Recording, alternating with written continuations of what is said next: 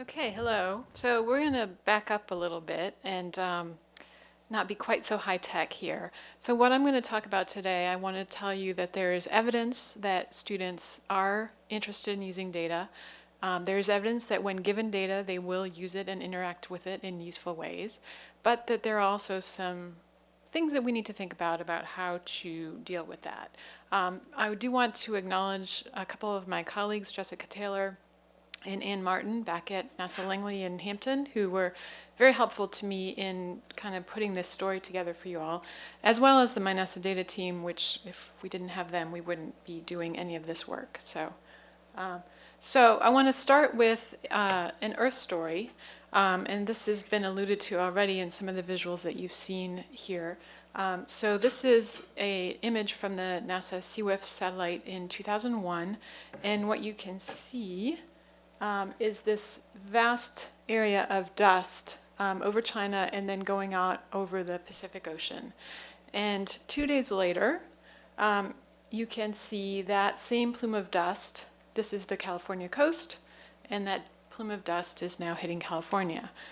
So this was probably not the first time this happened, but it was one of the first times that it was actually captured by satellites. And so it made a fair amount of splash in the news. Pollution from California or from China coming in and affecting Southern California, where there was already a pollution problem. So a little bit after that, I was a judge, a volunteer judge for the NASA Student Involvement Program, which used to be a thing. And I saw a presentation by a young lady, I think she was from California, I don't actually remember, and she had seen this event. And she had done a project where she went and she found the daily images of the satellite imagery showing that dust transporting across the ocean. She printed them out. She cut out the areas where the dust was heaviest.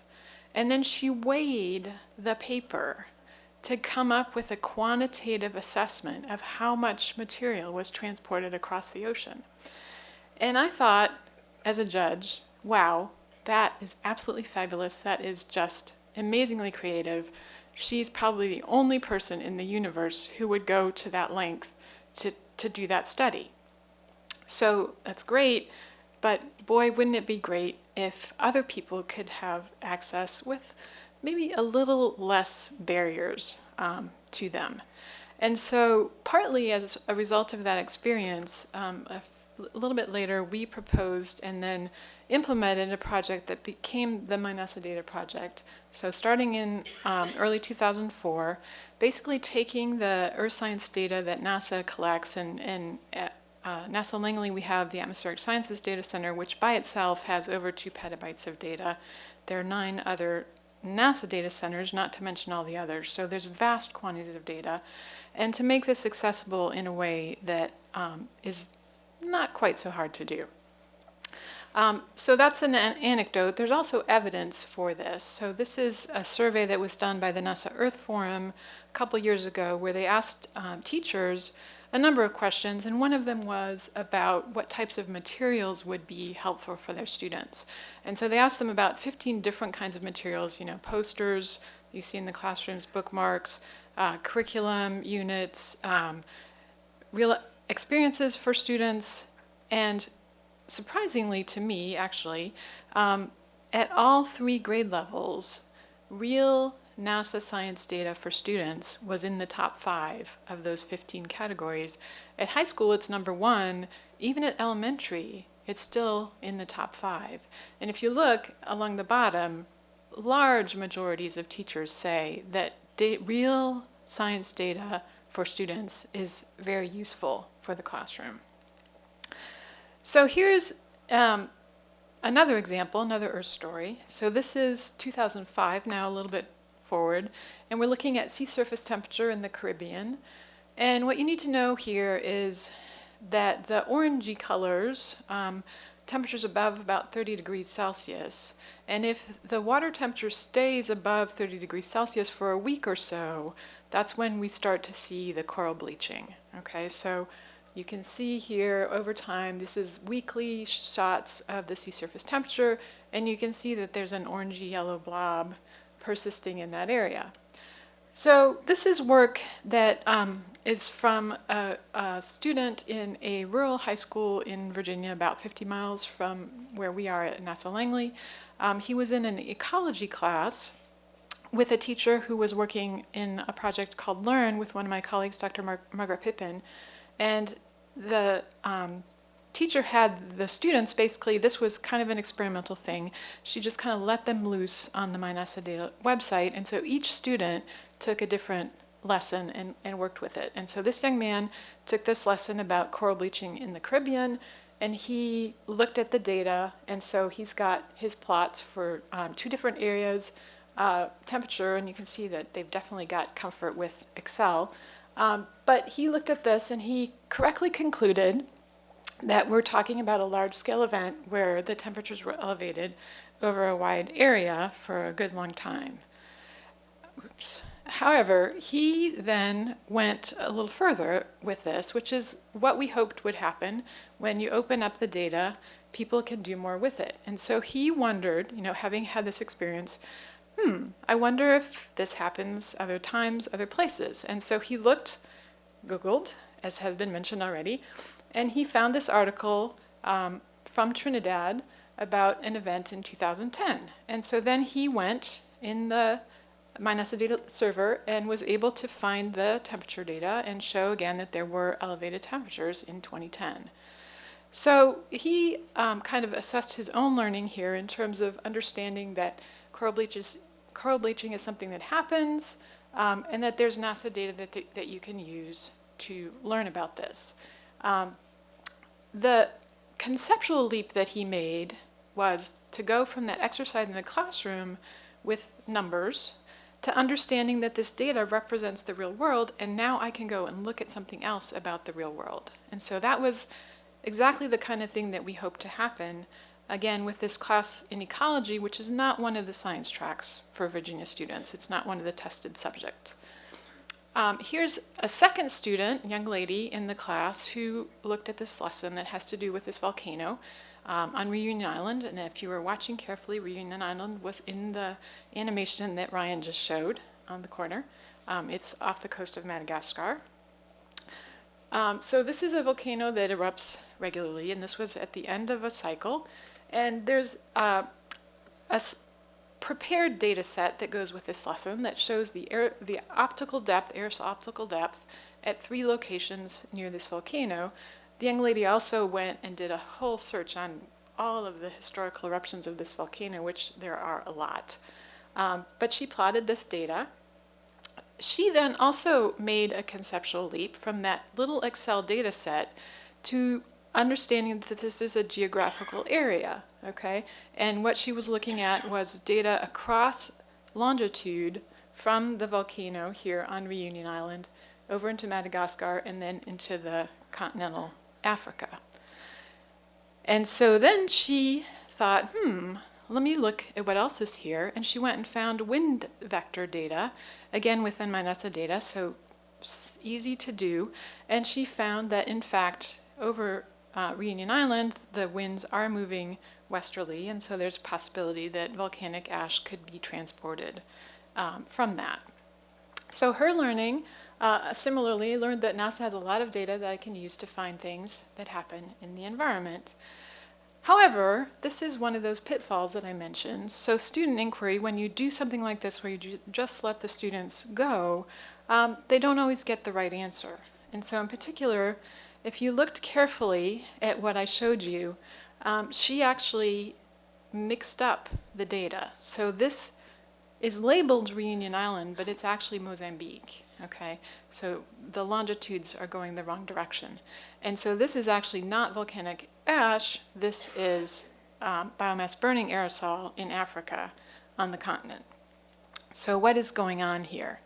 What is going on here is that there are a whole lot of tools that scientists use when they're looking at data, and a student in a classroom may or may not have been exposed to all those tools, and even if they were exposed to those tools, they may not have used them lately. So for example, in Virginia, latitude and longitude is taught at 3rd grade, okay? That's great, But if you never come back to it and you never use it, you don't have that familiarity with latitude and longitude and which way does it go and which one is which. And so it's very easy to mix that up, okay?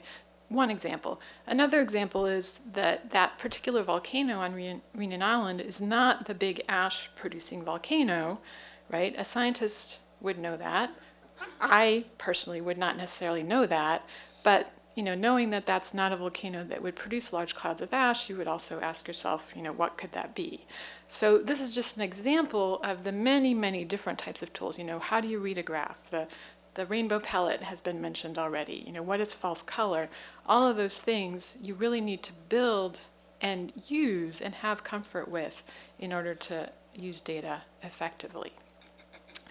So some of the other things that I want to reflect on, and some of these have come up already, we started working on NASA data about 2004, so it's been a little over 10 years now, and one of the things that we're dealing with is shifting environments. And so in this particular image, we can get really fancy, and the sand represents the standards, right? They change, but they change kind of slowly.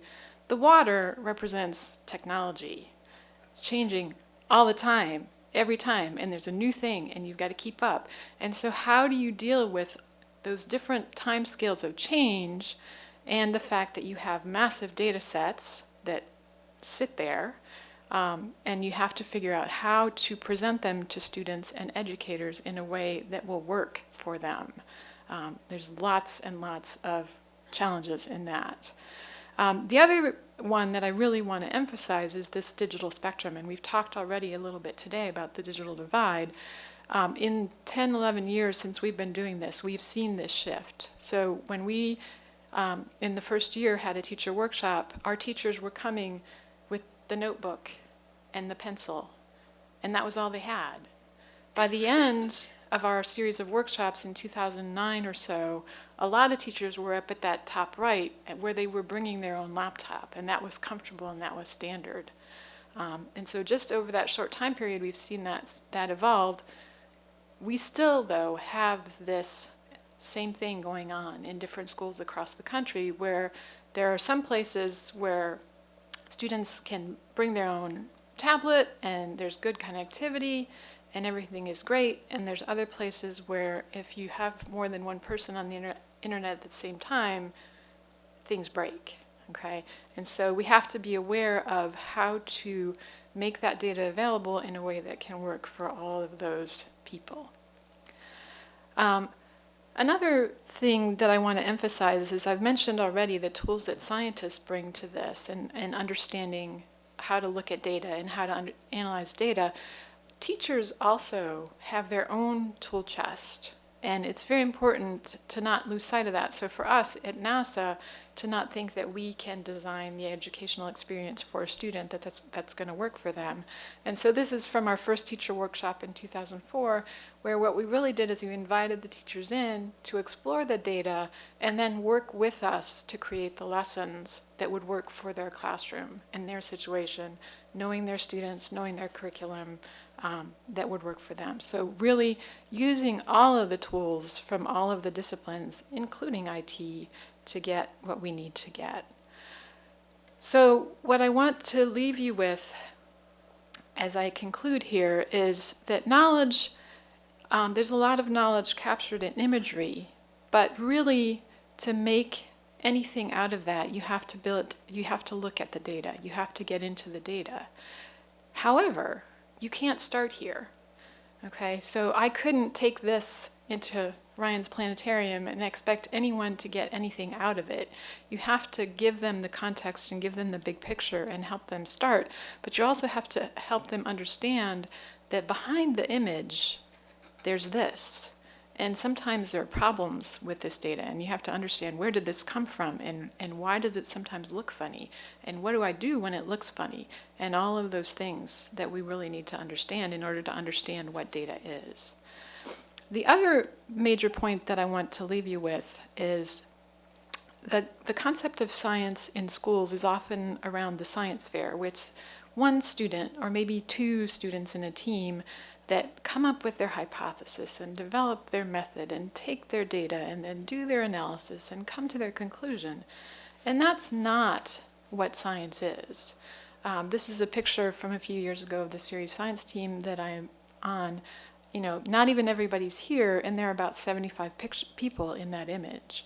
And there are instrument specialists, and there are calibration specialists, and there are data analysts, and there are different kinds of scientists.